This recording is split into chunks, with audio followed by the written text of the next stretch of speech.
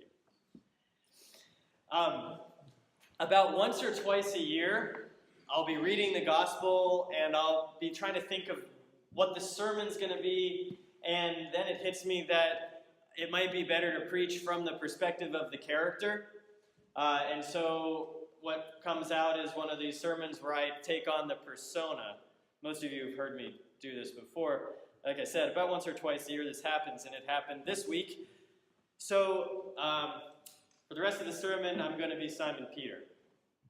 Imagine with me today's gospel story as told through the perspective of that disciple, Simon Peter.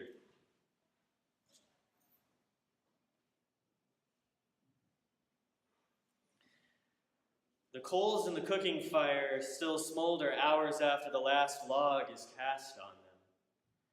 I awake in the pre-dawn chill and warm my fingers over the scant heat. Mine is the night's last watch, and I mutter to myself about the pointlessness of posting a sentry.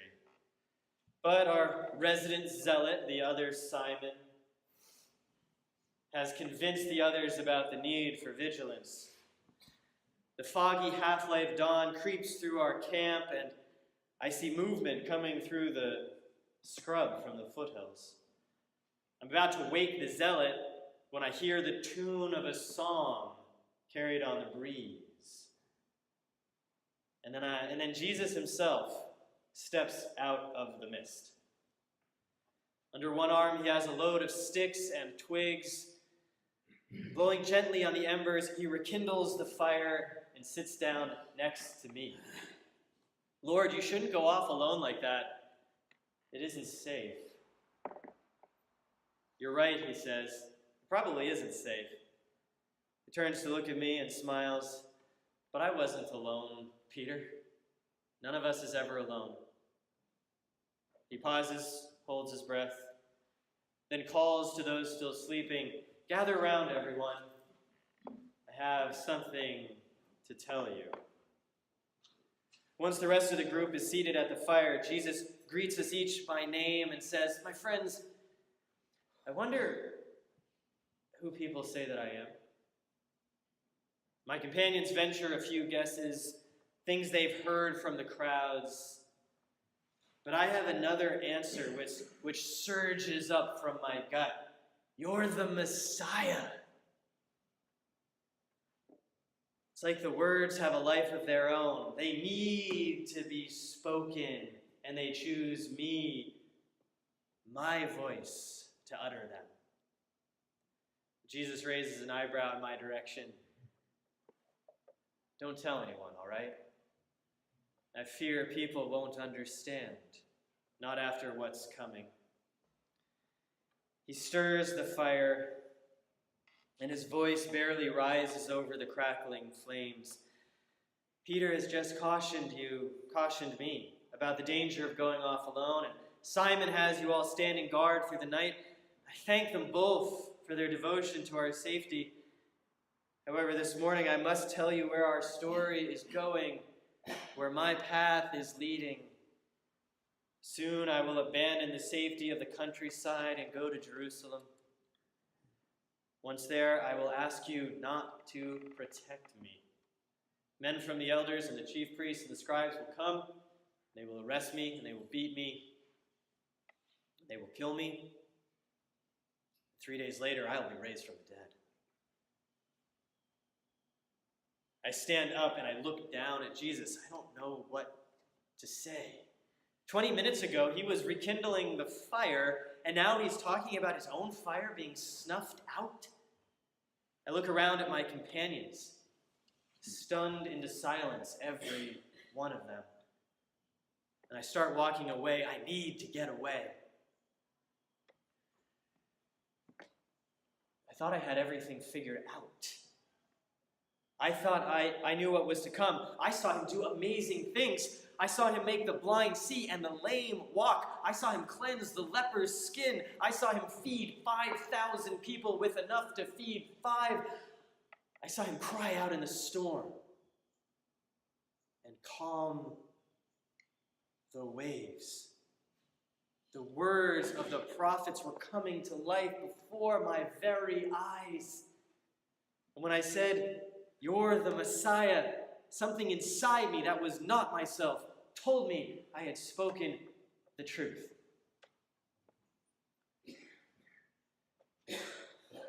What kind of Messiah lets himself be led like some silent sheep to the slaughter?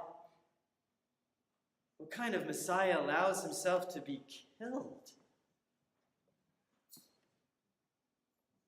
The Messiah is the heir to David's throne, the king who brings victory over our oppressors, the one who will usher in a new age of freedom and enlightenment. Not one who surrenders, not a victim, not a dead man. I drop to one knee and put my head in my hands, and my cheeks are moist with tears. I feel a hand on my shoulder. I look up, and Jesus is there looking down at me. "Why, Lord?" I stand up and I shout in his face, "Why? I trusted you. I called you Messiah and you didn't deny it. I gave you my life, and for what? So I might dig your grave?" I started walking away again, but Jesus spins me around to face him. And when he speaks, his voice is calm and commanding, like when he rebuked the storm. "Get behind me, Satan, for you are setting your mind not on divine things, but on human things." And he walks back to camp, leaving me alone in the morning fog. None of us is ever alone.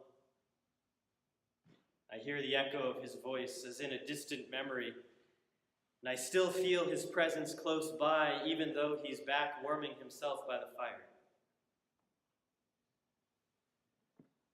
"You're the Messiah," I say to myself. The words were just as true now as when I spoke them earlier. But what happened? What changed? I hear Jesus laughing in the distance, and a flash of insight sparks in my mind. I've been clinging so tightly to my own image of the Messiah that I failed to see this new, brilliant vision of the Christ in my midst. Where were his armies marshaling to drive out the Romans? Where were his generals and siege towers and chariots? Of course, there were none. Instead of soldiers, there were blind men with new eyes. Instead of swords and shields, there were loaves and fishes. Instead of slaughter and death, there was healing and life for all. When did I become the blind one? A lifetime of expectations prepared me to misunderstand his mission. How hard it is to overcome such unexamined expectations. And now I see. Now I see Jesus is the Savior I did not expect, but the one I most need. For he will not let me take the easy way out. He will not let me mimic the isolating, dominating, death-dealing ways of the empire. He will not let me lose myself in the chasm of bitterness and revenge. He will only help me find my true self, the one that is ready to be healed, the one that is ready to be a healer. But still, I wonder, why does my healer have to suffer? Why does he have to die? Surely not because God ordains it. Surely not because suffering is good. No. Whatever suffering is to come for Jesus, for me, is a natural consequence of choosing to stand against the death-dealing ways of the world. How much harder is it to speak a word of peace than a word of war? How much harder is it to speak a word of reconciliation than a word of division? And yet that is what Jesus calls me to do. And I don't know if I can. I think I'll be too scared when it comes right down to it, too isolated, too alone. None of us is ever alone. Jesus' words come to me a second time, and I can taste them on my tongue. Their truth, like honey in the comb. Whether he is standing next to me or is far away, I feel his presence whispering to me words of peace, healing, and reconciliation. These are the divine things. These are the things that bring true enlightenment, true freedom. These are the things that mark the true Messiah. And I can only hope and pray these things will mark a follower like me.